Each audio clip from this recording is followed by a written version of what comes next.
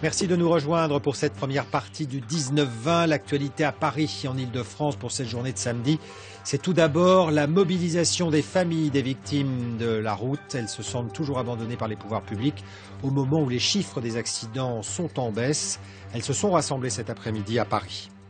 Vous le savez, le nombre d'accidents mortels sur les routes a baissé de 15% au mois d'avril. Il n'empêche que des familles sont toujours endeuillées par l'inconscience des chauffards. Elles se sentent oubliées par les pouvoirs publics dans leur statut de victime et se rassemblaient cet après-midi à Paris.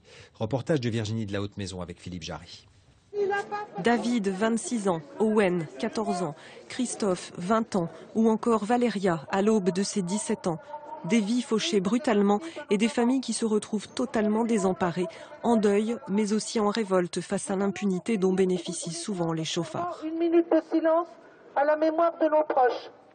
J'ai perdu mon fils à l'âge de 20 ans d'un accident de moto écrasé par un camion qui a pris la fuite. Et quand on l'a retrouvé, il a dit qu'il s'était aperçu de rien, qu'il ne s'était pas rendu compte. Donc il a eu un non-lieu. Non-lieu, faibles amendes ou trop rares condamnations des chauffards. Les familles voudraient que les sanctions prévues par la loi s'appliquent réellement, elles qui se retrouvent sous le choc d'une disparition brutale.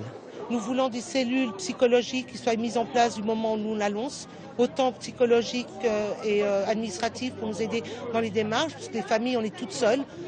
Quoi qu'on nous dise, c'est pas vrai, on est vraiment confrontés tout seuls à ce drame qui nous arrive, sans compter tous ceux qui sont handicapés à vie, qui se battent contre le système, contre les assurances. C'est le parcours du combattant. Dans le cortège, un seul élu, Nicolas Dupont-Aignan. Il est porteur d'une proposition de loi sur les chauffards récidivistes. Il ne s'agit pas de punir tous les auteurs d'accidents, mais vous avez des cas monstrueux, récidivistes, chauffards récidivistes qui ont tué plusieurs personnes. Ils n'auront jamais rien. Nous voulons qu'ils aient une peine de prison. Nous voulons transformer en termes d'homicide involontaire en homicide volontaire dans certains cas. Bref, on veut que la collectivité publique se saisisse de ce problème. Le collectif des familles souhaite aussi que le 16 mai devienne une journée nationale d'hommage aux victimes de la route.